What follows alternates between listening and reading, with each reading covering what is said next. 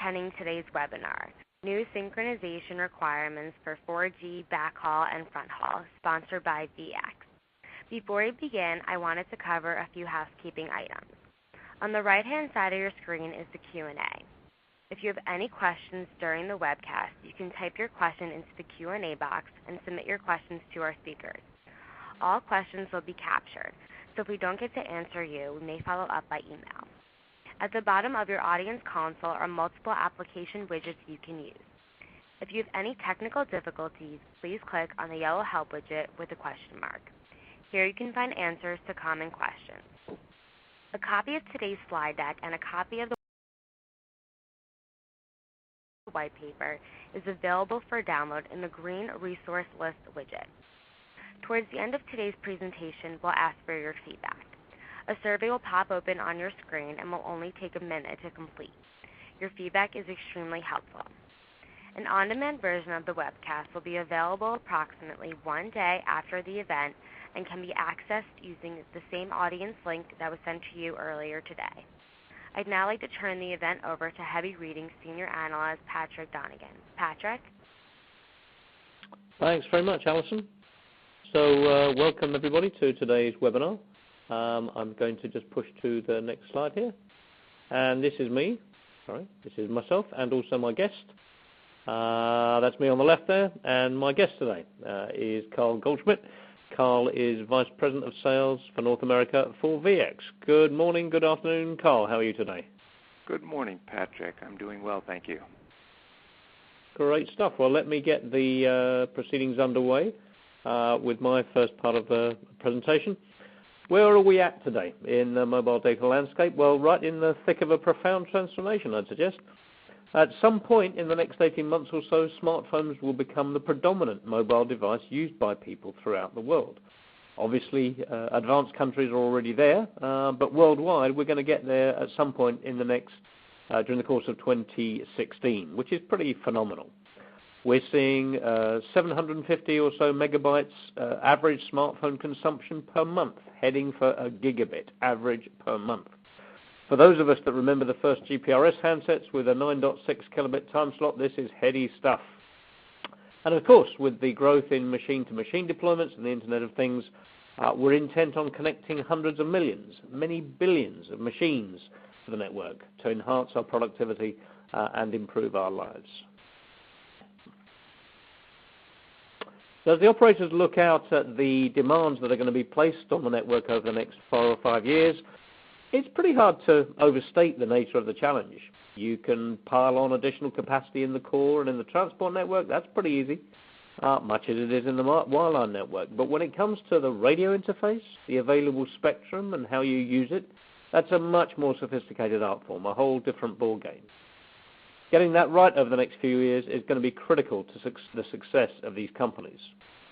The operators can acquire more spectrum, of course they can, but that costs money. It's still a finite resource, and most regulators are going to have something to say about how much of what kind of spectrum you can acquire relative to competitors. The far more challenging aspect of an operator's strategy for driving its capacity roadmap is taking the spectrum resources that are available and using them with maximum efficiency. From a very high-level perspective, that means driving the maximum possible number of bits per second through a given hertz of spectrum, the bits per hertz. Now, you can introduce more cell sites, of course, by means of cell splitting, and potentially including small cells. There's been a lot more talk about those than there has been walk. The hype may have gone away, but actually the operators are still at work, working the business case, and the small cells will come. Most operators except a minority of leading ones, aren't counting on their revenues going up very much over the medium term. The revenue outlook for most operators is pretty flattish. So they face the challenge of dramatically increasing the capacity in the radio network without materially increasing CapEx and OpEx.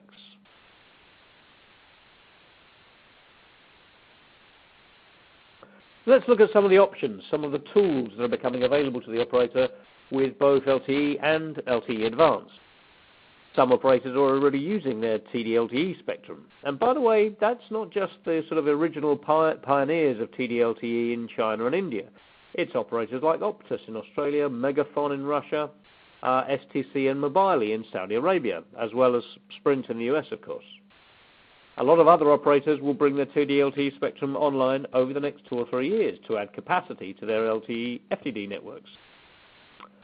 Operators are implementing carrier aggregation so that they can add capacity without requiring contiguous spectrum. They're starting to deploy COMP, coordinated multipoint, whereby at the boundaries of the cell site, the receive and transmit functions are being coordinated by multiple sites to improve the quality of the signal and improve the user experience at the cell edge. And they're looking at EIC-IC, or enhanced inter-cell interference coordination, to enable better management of interference between layers in heterogeneous networks, or HETNets, that feature macro, micro, and small cell layers using and reusing some of the same frequencies. And LTE broadcast, I should have mentioned that at the end rather than halfway through in the slide here, as the savings are more on the transport side. That's already been launched in Korea and is being developed now in the US and parts of Europe as a means of multicasting popular content.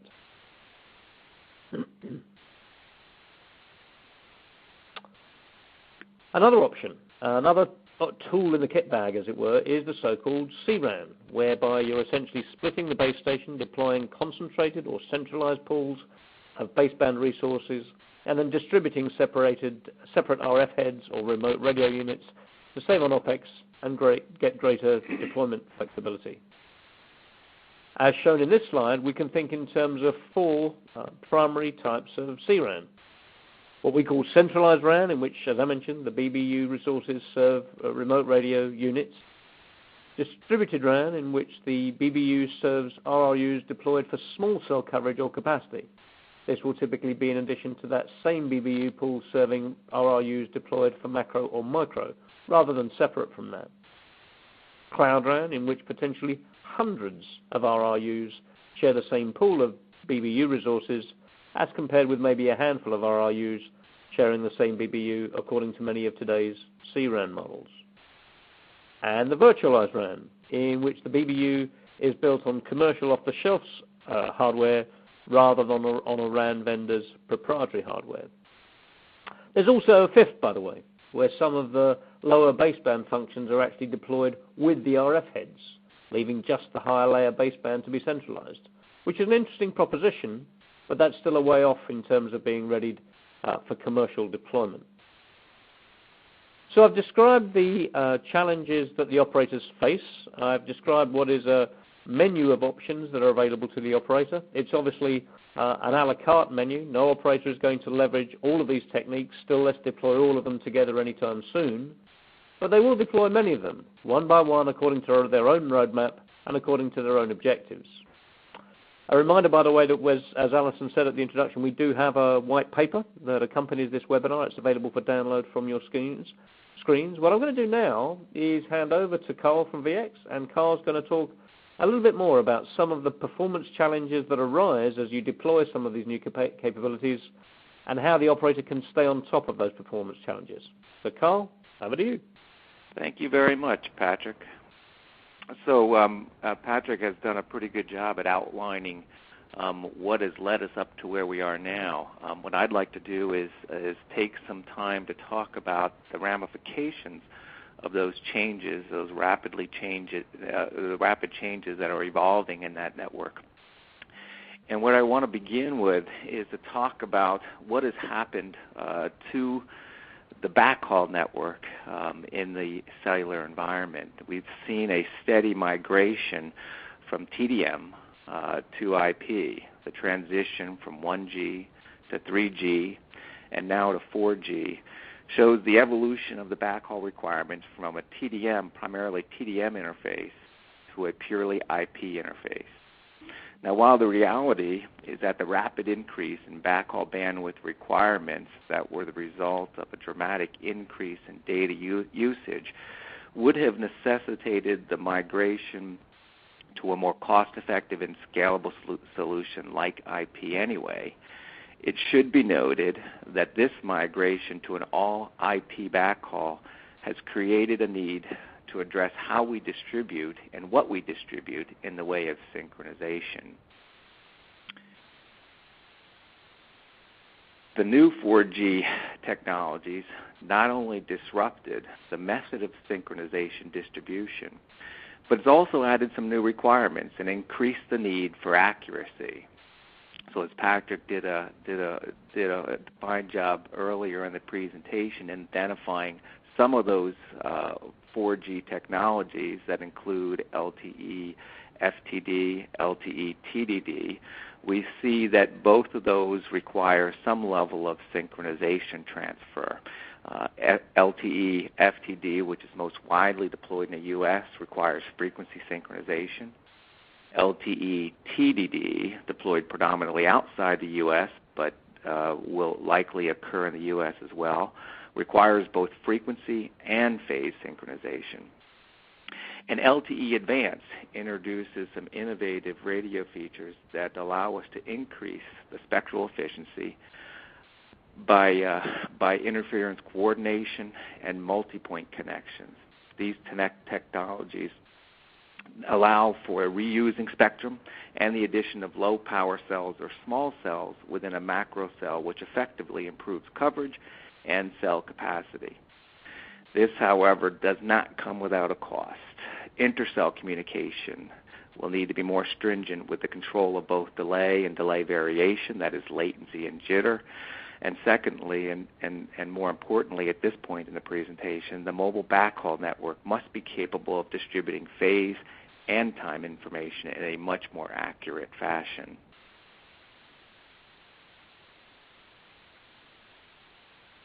So what are those new accuracy requirements? It may make sense to identify exactly what we're talking about when we talk about clock synchronization.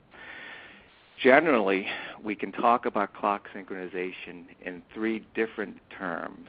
Frequency synchronization, which is also referred to as synchronization, is the two clocks running at the same rate.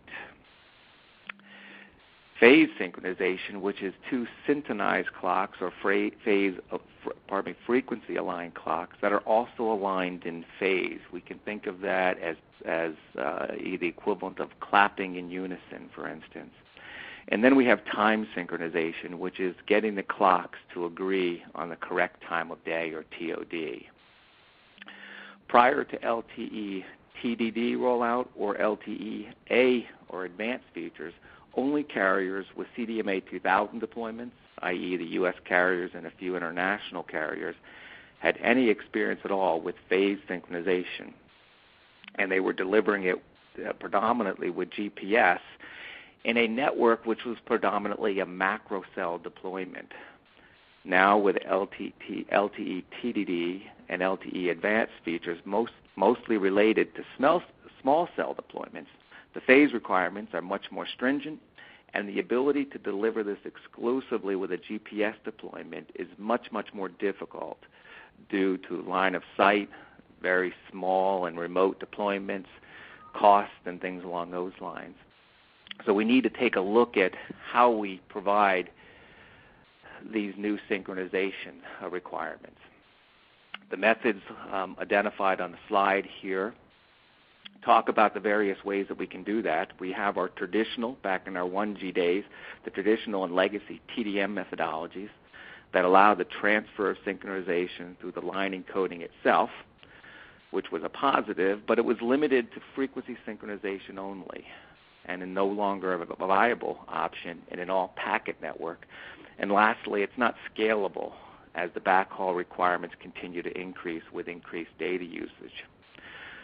We have synchronization methods that are based on the global navigation satellite systems, such as GPS and GLONASS and others, which provide very accurate distribution of phase, frequency, and time of day, but are costly and difficult to deploy in a microcell topology, and are also subject to jamming and or interruption due to military use.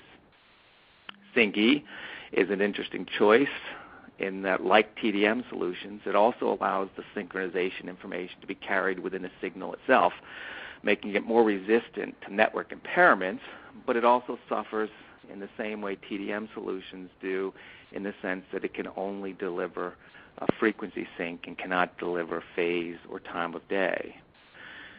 The last one we'll investigate a little bit more closely today is IEEE 15.8 PTP, or Precision Timing Protocol.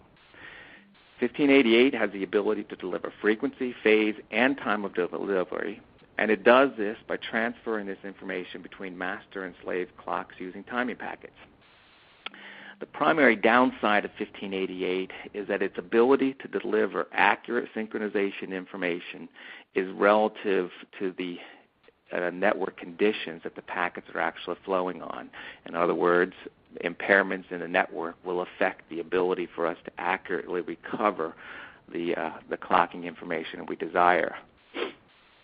Given the pros and cons of each of these various methodologies, it's likely that all deployed solutions still will have some components of each in their final configurations. Patrick, I'll turn this over to you for a moment. Thanks, Carl. Yeah, so I just wanted at this point to share heavy readings forecast for the adoption of synchronization standards in relation to packet backhaul here. What you see is up the y-axis there is the number of synchronization instances supporting or serving packet backhaul served cell sites worldwide. And actually, what the first thing to comment on here is that the total number of synchronization instances that we expect over the course of the next few years is substantially greater than the total number of cell sites. And you can maybe scratch your head and think, well, why is that? Well, one reason is, or the key reason is, that what we're seeing increasingly is that operators are not satisfied with deploying just one synchronization standard as they roll out these new standards, with these new capabilities. They're implementing more than one. So the two most common combinations that we're seeing are, for example, Synchronous Ethernet and IEEE 1588.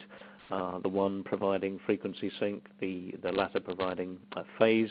The other combination we're also seeing is GPS with 1588 as well. That's providing a sort of redundancy function in those deployments.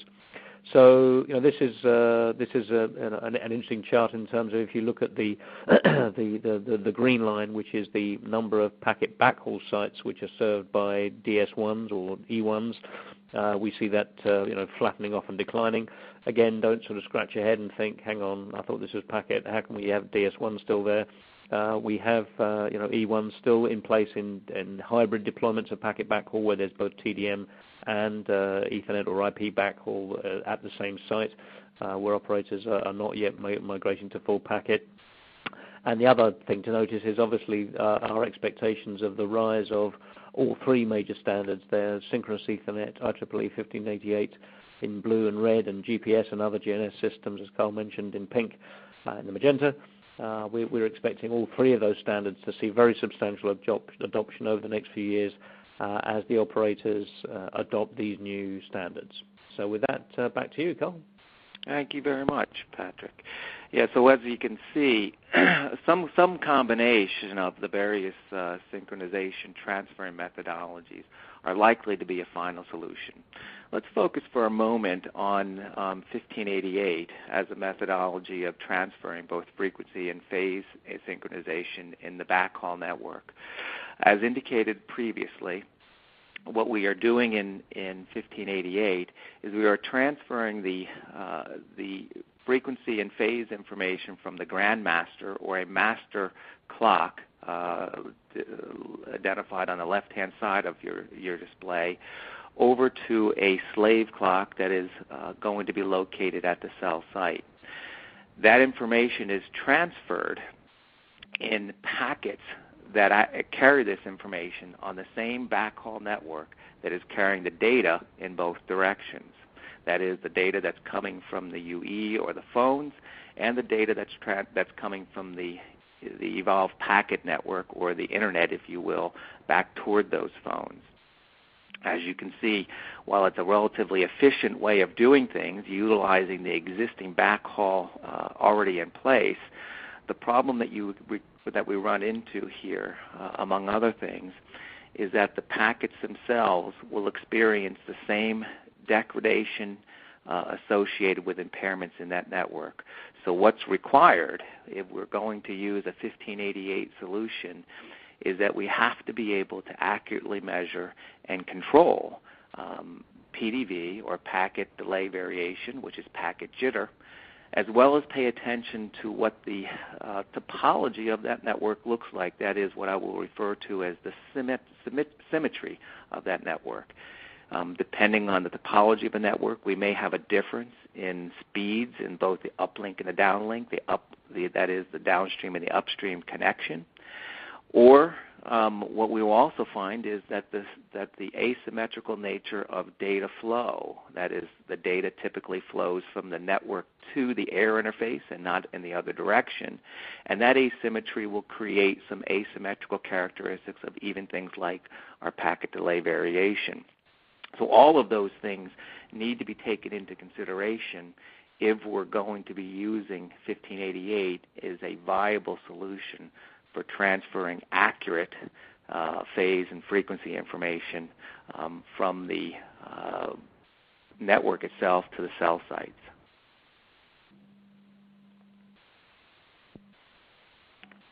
Okay, thanks, Carl. So now I'd like to invite the audience to participate in the first of our two audience polls. And the first question we're asking here is, do you feel that your mobile backhaul network is ready for TD-LTE or LTE-Advanced? And I guess we're asking this very much with synchronization requirements in mind.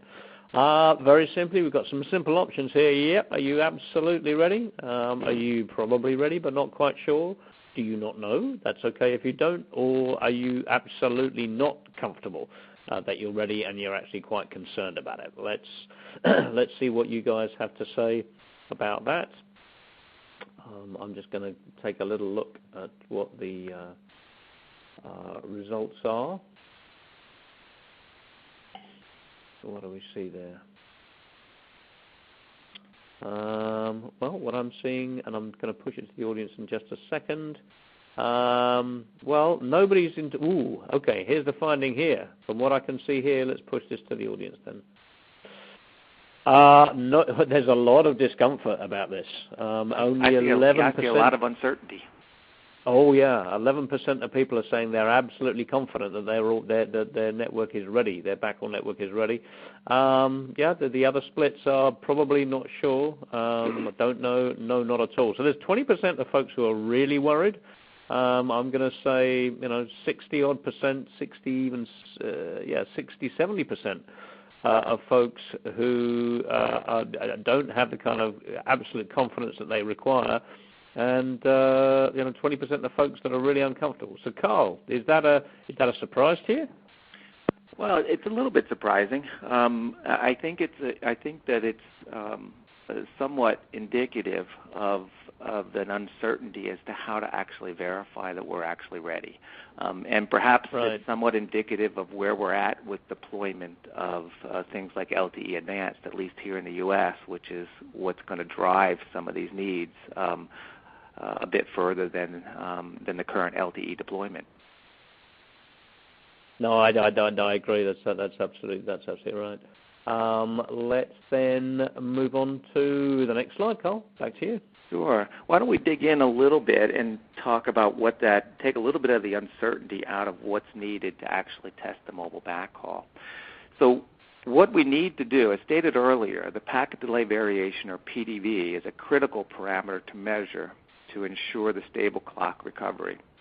Measurement of network PDV allows the carrier to verify the network readiness and perhaps answer some of the fears of that poll we just looked at. It helps us to verify the network readiness for frequency phase delivery in a real network deployment. The second piece that is kind of critical for us to look at is measuring one-way latency as opposed to simply round-trip latencies. This will allow carriers to detect any kind of network asymmetry which is going to ultimately create inaccurate phase synchronization. It should be noted that when leased backhaul is used, which is I think predominantly what happens with the carriers, the operator has less control of the actual facilities themselves, and therefore there's a much greater need to verify the SLA, or the service level agreements, with patency and latency measurements. In other words, I need to have some visibility into what my backhaul network looks like. And I suspect that if the audience had a better sense what that backhaul network looked like today, we might see some different results to our poll as far as the readiness and confidence that the backhaul network is ready to roll, so to speak. So, regardless of the implementation that we're looking at, regardless of what we have in the PTP implementation, the main question is, what is the quality of that slave recovered at the end of that chain? And in order to be able to do that, test equipment is needed that's going to be able to validate frequency synchronization, that is long-term wander, and phase synchronization, and make sure that it meets the requirements of plus or minus 1.5 microseconds for LTE-A and LTE TDD deployments. And as indicated previously, something that will give us the ability to look at network packet delay variation and network latency measurements becomes rather critical. As we look at the migration of the network to a CRAN architecture that was documented and talked about earlier in Patrick's part of this presentation, the RF processing, that is the remote radio head, and the baseband processing, or the BBU, are going to be geographically separated, with digital radio signals now being carried over fiber using CPRI or OBSAI protocols. This will create a new network link called the Fronthaul between the remote radio head and the baseband unit.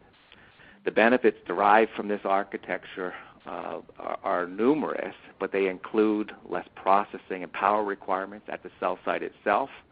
That allows me to provide a much smaller footprint, which in turn makes it easier to find sites for antennas, which is always a dilemma. Using fiber to connect the remote radio heads and the BBUs allows us to have a greater distance between the remote radio head and the baseband unit, and essentially allows me to pool together those BBUs in central locations, which allows me to give it much more control from an environmental perspective. And because we can deploy those all together, we can now take the X2 interface, that is the interface that is designed to talk between the baseband units, and instead of forcing those to go over our backhaul, requiring more stringent timing requirements in the backhaul, we can now keep those locally between BBUs. So we've decreased the amount of latency that's involved, and we've decreased the difficulty in delivering that precise timing over that mobile backhaul facility.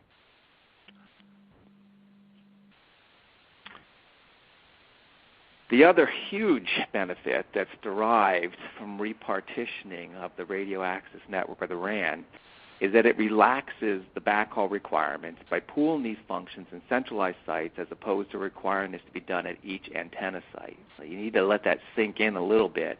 But what that means is that I no longer have to worry about doing this at every one of the smaller sites, which will just continue to grow as we desire to put more and more density in those at the edges of the network. But we can do that. We can focus the energy of looking at the mobile backhaul timing transfer at the BBUs. The CPRI interface allows for the synchronization then to be cost-effectively distributed to the smaller and more remote sites. The CPRI link carries the IQ data, that is the digitized radio information, the control and management information between the radio equipment and the radio equipment controller, and it provides, as just indicated, a methodology of transferring very cost-effectively the synchronization information from the backhaul to the fronthaul, that is, from the BBU to the remote radio head. Since the CPRI link will now transport the synchronization information to the remote radio head, it should be noted that excessive jitter or excessive delay on the CPRI link itself will directly translate into incorrect clock recovery at the remote radio head and create service performance issues on the air interface. Hence, we now have a need to also focus on testing the CPRI interface itself. So CPRI line rates, they range from roughly 614 megabits per second all the way up to 10 gigabits per second. The line rate required, as indicated by this slide, becomes a function of the number of antennas supported at each remote radio head. While the options on how to deliver CPRI interface vary, careful considerations on the effects of the method chosen as to its ability to add latency and or jitter needs to be considered. The best option would be to use dark fiber, but this option is great for those who have plenty of fiber to play with, but others, and that would include most operators, would have to lease dark fiber, which can begin to add up the cost pretty quickly. There are a number of other solutions available that include WDM, OTN, PON, and microwave, or perhaps CPRI signal compression. But as we look at those solutions, and as operators look at those solutions, careful attention of how each method can and or will contribute to jitter and latency effects needs to be considered.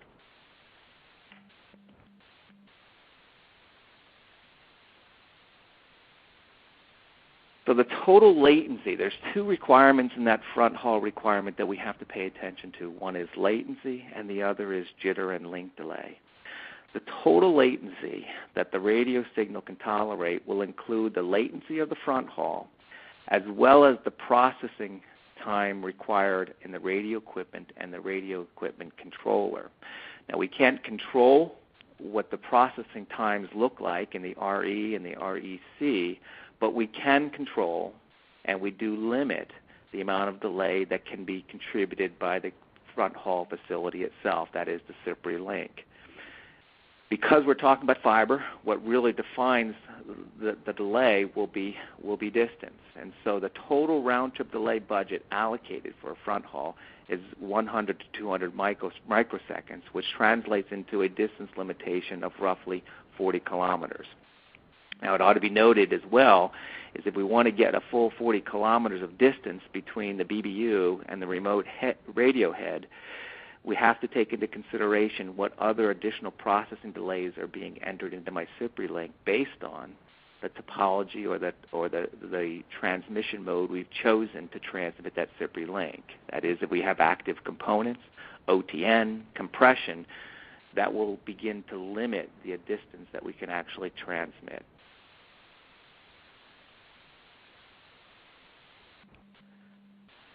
And so we have latency, and we also have jitter and link requirements that we need to pay attention to.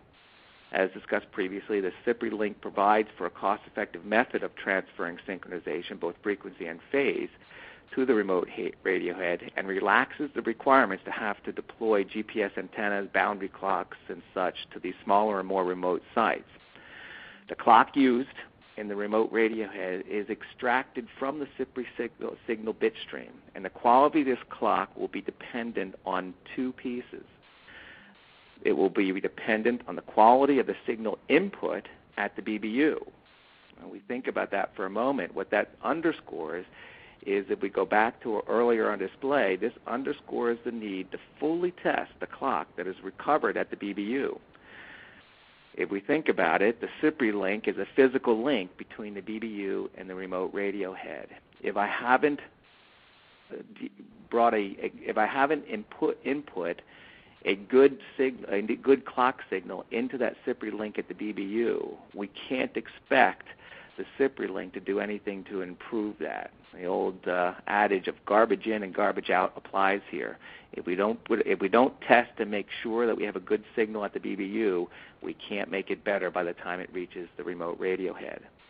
So if we assume that we've got a tested and valid synchronization clock information going in at the BBU, the next thing that will affect that clock recovered at the remote radio head will be the CPRI link itself. So jitter must be minimized, as jitter on the CPRI link will directly translate into frequency deviation on the radio frequency. And from a testing perspective, to ensure proper QoS, the CPRI standards require a bit error rate of no more than 10 e to the 12th, and it requires round-trip delay measurement accuracies to be within 16 nanoseconds. That kind of brings us to another interesting question is that we might want to pose to the audience, Patrick, and that is, are you concerned about the transport performance on the mobile front haul? And we've given you a couple of choices here. Either yes, I'm very concerned, yes, I'm somewhat concerned, or no, I don't worry at all. Okay, thanks, Carl. Let me see how we're going to be doing in terms of the audience response on this one. Just to leave things go for a little while to see where people get. And okay, I think I'm going to wait and see what we get. There's indications that not too many people are not concerned. So let's see what we got there. There you go. Well, yeah, the vast majority of people are either very or somewhat concerned. That sounds to me very much as though people understand what it is you're saying, Carl, and they recognize the value of what you've got to say. Well, I think it points to a recognition that there's a need to test both the existing mobile backhaul and even as some of our requirements get relaxed at the mobile backhaul, that we still, as the old adage says, you don't get something for nothing. You still have to make sure that what you're delivering it over is capable of delivering it accurately. Okay, so I think you've got one more slide, Carl, am I right? Yeah, I do. So if we, I'm sorry, I don't. Oh, that was my fault, sorry. No, well, we both did it at the same time. So if we're going to be testing, we've got a lot of people real concerned, if we're going to test the front haul implementation, we've talked about the various things that we want to be able to measure, that is latency, jitter, and frequency. I think we can kind of summarize what we want to see out of a test equipment chosen. We want to make sure that they've got at least many, if not all, of the features identified here. That is the ability to emulate the RE, the radio equipment, or the radio equipment controller. Certainly makes sense so that I could test the CPRI link prior to equipment being installed. The need for accurate, remember we needed accuracy as much as 16 nanoseconds, so accurate round-trip delay measurements become very, very critical. The ability to measure frequency stability. We obviously need to do bit error rate testing to verify the quality of service of that CPRI link, and we're looking, remember, at a minimum of 10 to the minus 12th, our bit error rate. Very useful to have the ability to test service disruption. In other words, what happens when I've lost some of that synchronization and how quickly can I recover? The ability to decode the control protocol of the CPRI link itself becomes very useful when things aren't working. Test sets are great and circuits are great when they're working, but the true merit of a test set is how quickly I can get it working when it's not working. So giving you as much visibility as possible certainly makes sense. And lastly, the idea of extracting the IQ data, which if you recall is actually the digitized radio, is also a very useful thing to have in a piece of test equipment, particularly if I'm sitting at the base of that antenna, which used to have a coax connection going to the top. And so if a technician was interested in seeing what kind of RF interference he might be experiencing at the top of the antenna, a tower climb wasn't required, but he would simply tap into the RF at the coax input at the base of the antenna to be able to see what was happening up at the top of the tower. Now that we've basically delivered this all the way up to the radio head at the top of that tower over fiber, the ability for us to look at that with traditional spectrum analyzers that a technician typically uses is somewhat limited. So the ability to extract that from a fiber connection and extract that IQ data becomes very useful as well. So when it comes to distributing synchronization, both frequency and phase, as we've seen, one solution does not necessarily fit everybody, and mobile operators will need to choose from a menu of deployment options: macro or small sites, LTE FTD or LTE TDD, LTE-Advanced features to minimize intercell interference and maximize valuable spectrum assets. Am I going to deploy CRAN or traditional RAN? How will I transfer my synchronization from the backhaul, Sync-E, PTP, GPS. We know we're no longer going to be able to use TDM. And for CPRI transport options, are we going to use dark fiber, WDM, OTN, compression? I think these choices will typically be dictated by cell site locations and equipment selections, but I think all of these will require a comprehensive and future-proof test solution to give the quality of service to their customers that they desire to give.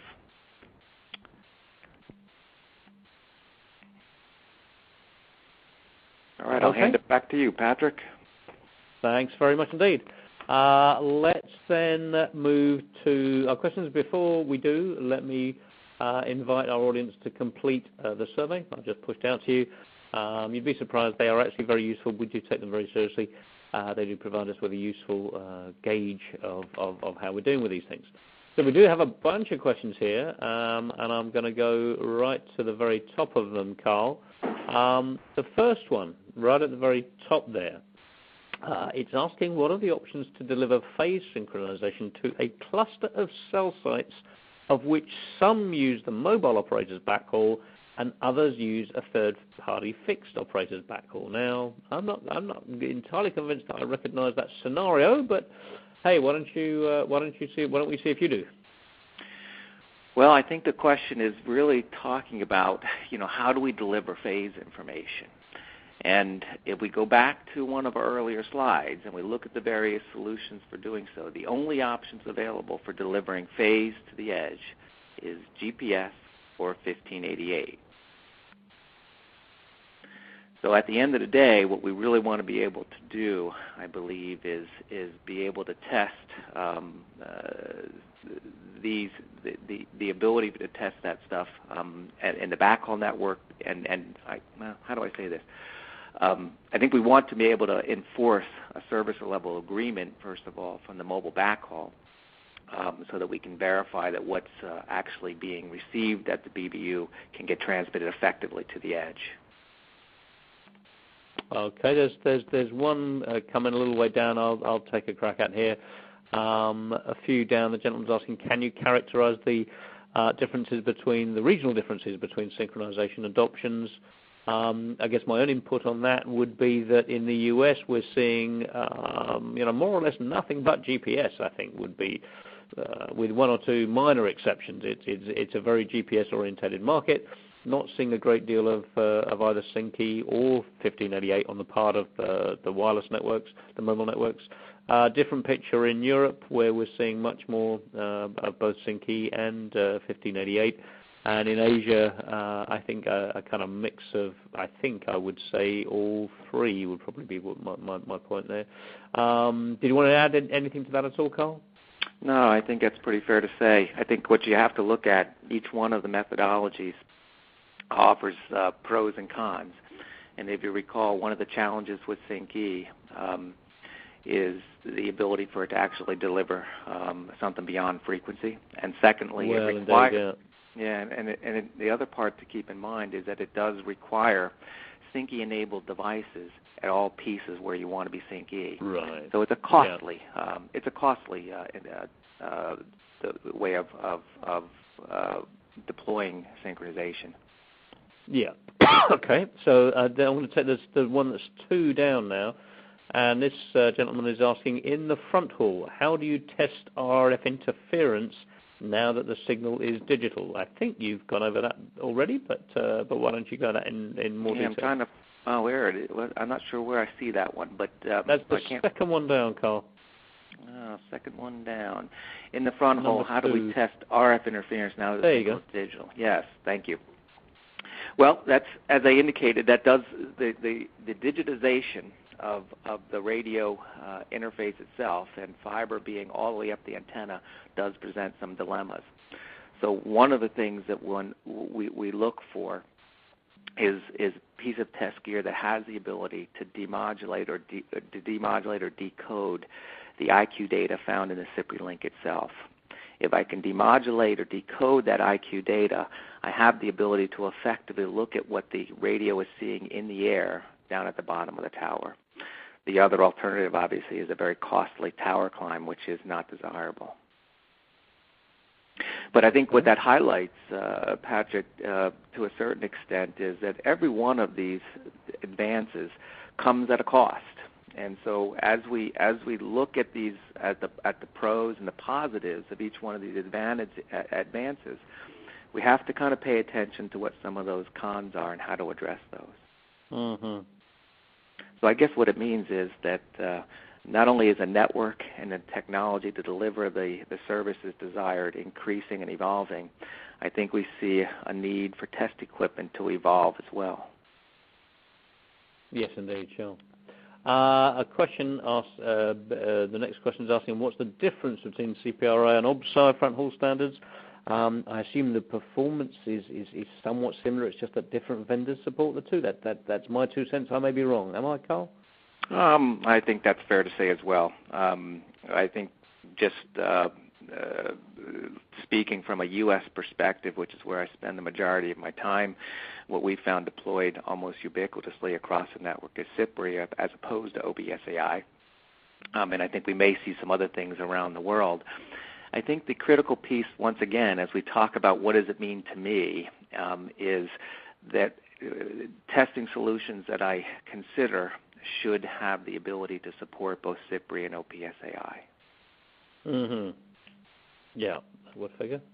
Let's see now. Next one down. We're now 3 down from the top. No, sorry, we are now 4 down from the top. For leased lines, do you think it makes sense to create a synchronization SLA to ensure PTP meets LTE-A standards? It's a model that I think it's more. I think it strikes me as something that vendors have tried to sell to wholesalers. I don't know that the wholesalers have adopted it on a great scale in the U.S. yet. But what are your thoughts, Carl? Well, I think absolutely. If we look at the carriers, predominantly the carriers do not own that mobile backhaul piece, but are leasing that from other providers. And that's been the case for quite some time. That used to be TDM interfaces during 1G, and when we could get away with that. As we've migrated to IP or Metro Ethernet, if you will, it becomes a very, very critical thing for us to not only get the cheapest, but also get the best. The model that I described to you before of garbage in and garbage out, if I'm not able to effectively translate the information to the BBU, I can't expect it to get better over the link between the BBU and the RRH, that is the CPRI link. So an SLA that would closely monitor packet delay variation or packet jitter and network asymmetry become essential parameters for proper QoS. So I think it would make all the sense in the world. And if you look at the folks that are competing for that mobile backhaul business, that is all the service providers, this also can become a way of differentiating your service from a competing service. If I can offer an SLA and I can prove an SLA that closely monitors PDV and verifies network asymmetry, I have something that's worth more than one that doesn't meet that SLA. So I think this points to the need for the mobile carriers to make sure that they test what's being delivered. And I think there's a message here for those that are desiring to deliver that mobile backhaul space. And that is that if I can offer something that has an SLA associated with it, I have a much better product or a better mousetrap than everybody else and can presumably get more money for it. Right.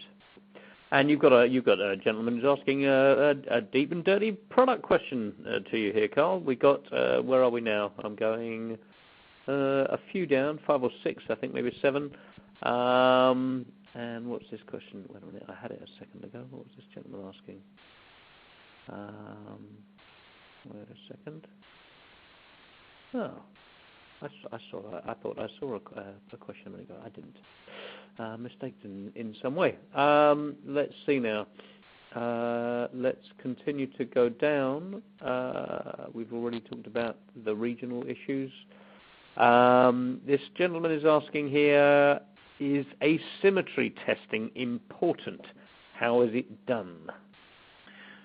Well, asymmetry testing is definitely important because essentially when we look at the way timing is recovered in 1588 and how it's calculated, it is based on an equal